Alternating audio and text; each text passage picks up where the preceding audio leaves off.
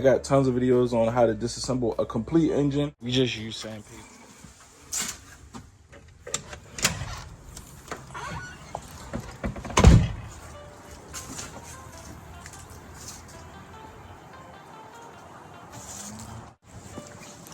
The boots mean business, gang. Guys, welcome back to the channel. So today, just taking you guys on the journey with me as always. I had somebody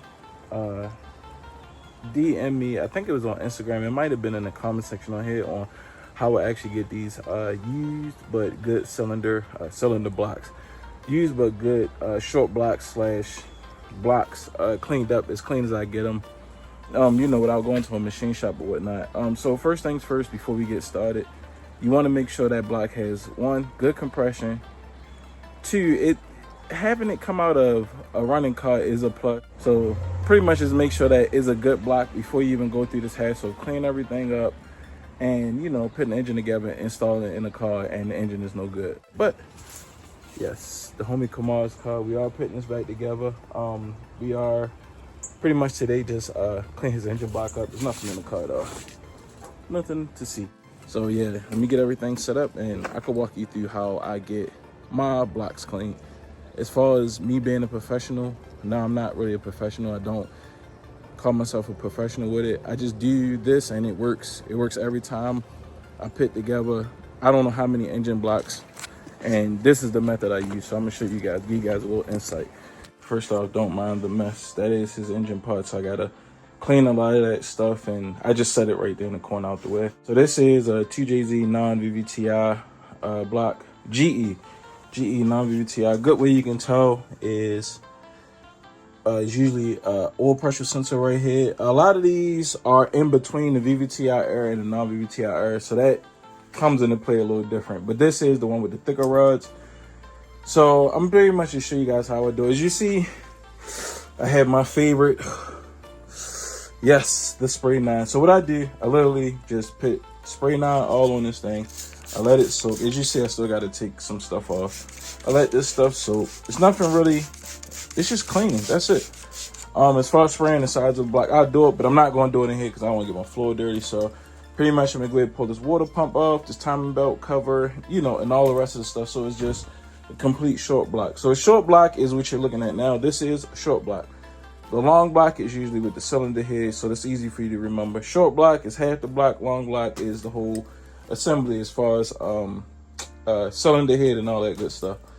So I'm gonna go ahead and get this thing broke down because you didn't come here to see me take this apart. I got tons of videos on how to disassemble a complete engine.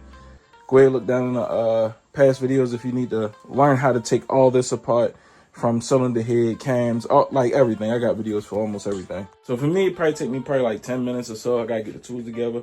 For you, it'll take a second, like this. So you see we have everything completely off of the short block. We're going to tape the sensors up. You go to close all of this stuff up, like close your sensors up, block your sensors off, whatnot. Use rubber gloves and zip ties. With this, you can stuff rubber gloves down in here if you like, but you'll see why I'm not going to close mine up and you'll understand.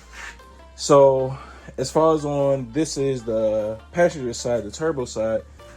This, you can't really see it because it's super dirty. This bolt right here is actually like to the main source of where the coolant goes through. So when I clean it, I usually just take this completely out, and a lot of this will make sense once we start cleaning and spraying. But word to the wise, take this completely out. Sit this somewhere where you know exactly where it is and you will not lose it. And pretty much just cover those up. So first things first, you got to get rid of all your old gasket seal, which is like this old stuff. I usually just take like a razor blade, or you can pick at it with your hands if you want. I usually take a razor blade, scrape all this clean. Freaking column. You do have an O-ring here and here. You got to pull these two O-rings out for your oil pump. You can get these new O-rings off of Drift Motion or Real Street. They carry that. This is there's an O-ring right here. You probably can't see it. It's an O-ring right here for your water pump. You want to pull that out. This is going to be a little difficult. You want to go ahead, take a 10 mil, take your rear main seal out. But the way I do it, I just take the rear main seal, the cover. I guess you would call this like the cover. I take the cover completely off and I clean the seal right back behind here. So that way, while I'm cleaning everything, I get everything as clean as possible. Cool. Underneath, as you see, it's sealing here too. This is for your upper oil sump. You want to go ahead, once you get all your top clean or whatnot, you can rotate the assembly over and pretty much just hit this with a razor blade. Also, it is a O-ring. It is an O-ring right here too. You want to go ahead and pop that out, get this all cleaned up as possible. And yeah, so once you get all that done, we can proceed to the next step. I don't bore you guys to death. I'm gonna go ahead, clean all this off. This extra, I'm going ahead and clean this extra gasket, seal this RTV off. Yeah, you see my rock auto. Sheesh, we getting there, bro. Trying to get this whole thing up. I'm babbling, so I'm gonna go ahead and get this stuff cleaned off real quick.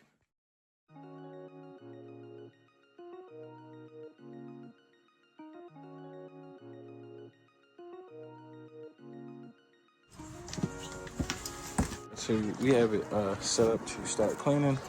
What you see now is just a spray now, so I usually do. I'm probably most likely gonna use the whole bottle. So I just keep soaking it. You see, the front part of the engine is pretty clean.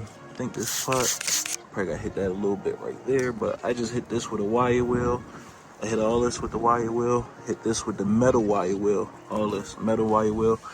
I am going to flip it over and get the sump now and just keep soaking at this as much as possible. And then I hit all this with the wire wheel, metal wire wheel, both sides, because it's like all this is like grit and just like old rust and stuff. So I'm gonna go ahead and knock this out and we can proceed.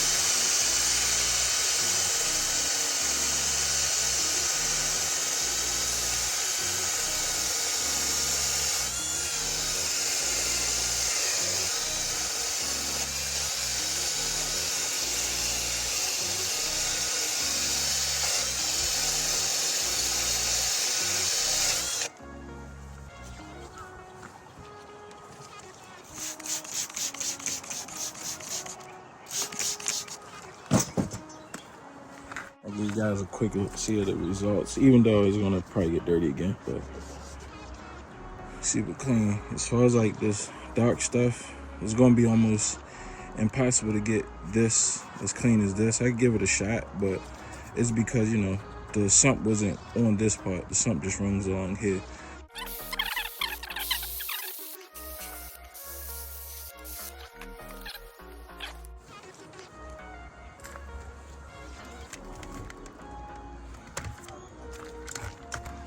And then with this, only thing I do, clean razor blade every time. Just get all the chunks off. So spray now was on here for a good while. It will help us.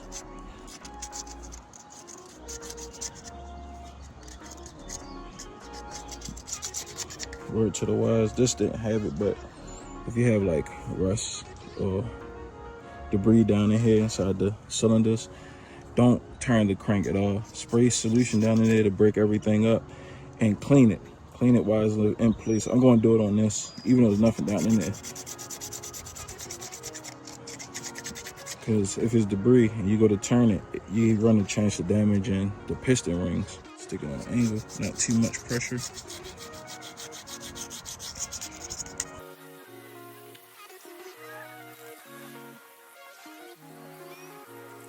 So that's probably like the best the razor blade is going to get it. Might go over it one more time after I let it soak again, but let's hit the side of this block now with the wire wheel. So I use this for the smaller spots like down in here, and I use this for the larger spots just to get it done quicker.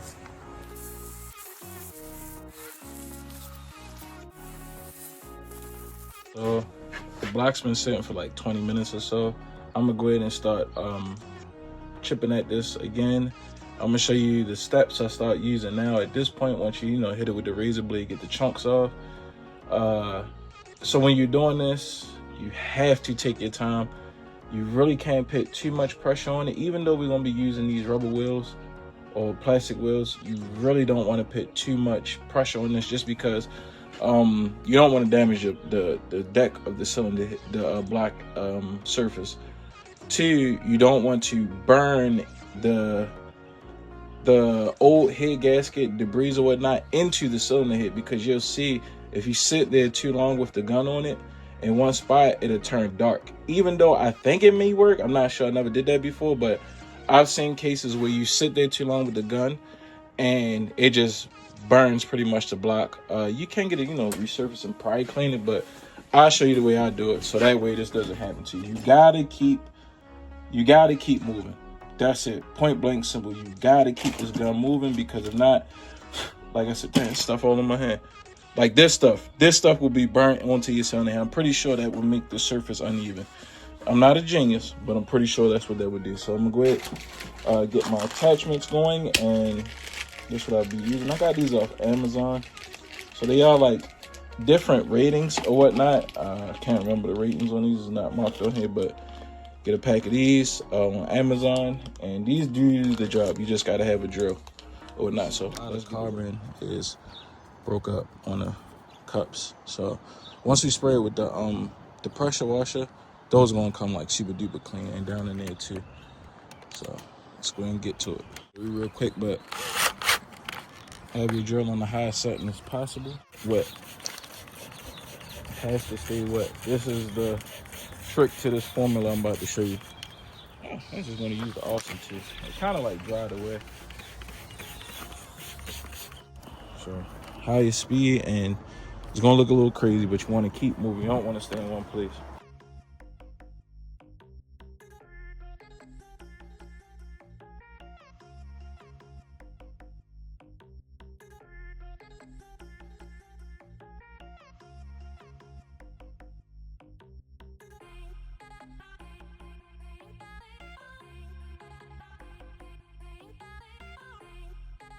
All right, so that's just one turn. That's what I said. It's going to take a while. This is going to take a while. So it showed me a couple places I can actually hit with the razor blade, like here. There's a lot of pieces here, and there.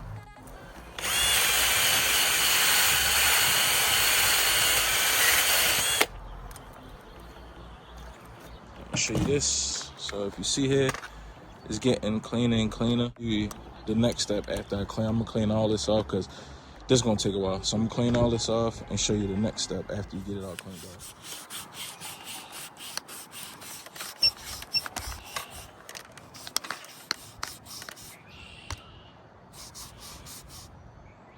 Yeah, we are making some good headway. I'm going to show you what we got.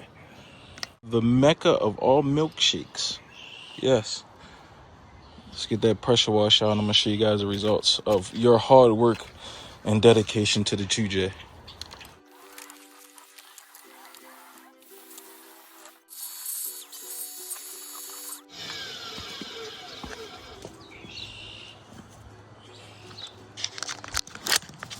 So since it's flipped upside down, I give you guys a look-see of how the sump looks. Not too bad. See, this is that debris I was talking about. So you don't want any of that to get down in here. Even though you see it's still like a closed unit, you always spray it out. But I try not to spray it at these burns as much as possible. That's just me. You can kind of do what you want. These are like the hot spots I was saying, that you can most likely get them clean, but you're gonna be all day trying to get that clean. And it's just going to get dirty again once you put the engine in. So let's flip this thing over. I'll show you guys the piston cups and the head. So there you have it. Little hot spots here and there, like here. Probably hit that with the blade here. Try to get this cleaned up some more. But for the most part, it's clean. The pistons, I'm not too worried about those. That's just for sure. When you're cleaning all that out, that's just for sure. This is actually just carbon buildup, which isn't a bad thing at all. Won't hurt anything. You just want to get the surface clean. So when you're doing it, try to focus on getting here in between the pistons, the piston cups or whatnot, the cylinder walls, and around where like the oil goes, the coolant and everything goes, because you want that thing to seal as best as you can. So I'm gonna try to go over these, touch up a couple of these spots here and there, and I can show you the last step. Well, second to last step I did. So this is The second and last step, as you see, I put more awesome on the surface. So now what you're gonna do is, I got a 2000 grit on like I think it's like a table leg or something that's gonna stay flat. And what you're gonna do is you're just gonna go over the surface, pretty much just clean up the stuff you really can't see with your eyes. When you do this, zero pressure, just let it glide. No pressure at all, just let this glide across the surface. This is 2000 grit, by the way. I always use 2000 grit, it just works for me. This is the same method I use on like all the engines I put together, so it works. Just, you gotta make sure the surface is wet. Finish. It already looks good, this just makes it look better for picture purposes.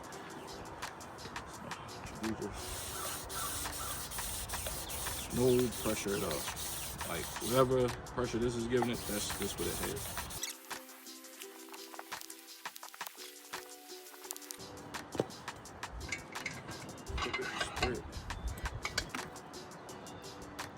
Word to the wise, we just use sandpaper.